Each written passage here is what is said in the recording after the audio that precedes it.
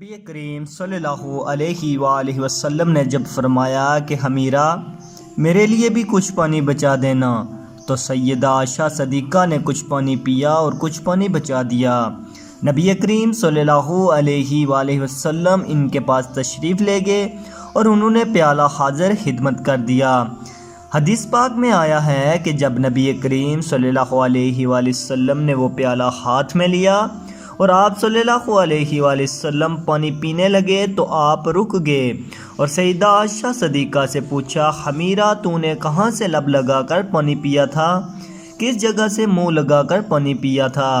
انہوں نے نشاندہی کی کہ میں نے یہاں سے پانی پیا تھا۔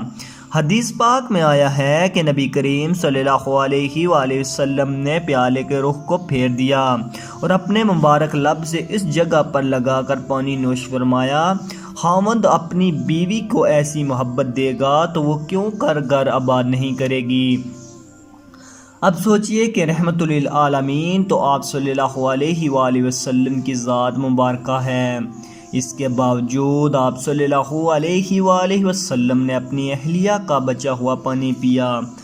ہونا تو یہ چاہیے تھا کہ آپ صلی اللہ علیہ وآلہ وسلم کا بچا ہوا پانی وہ پیتیں، مگر یہ سب کچھ محبت کی وجہ سے تھا۔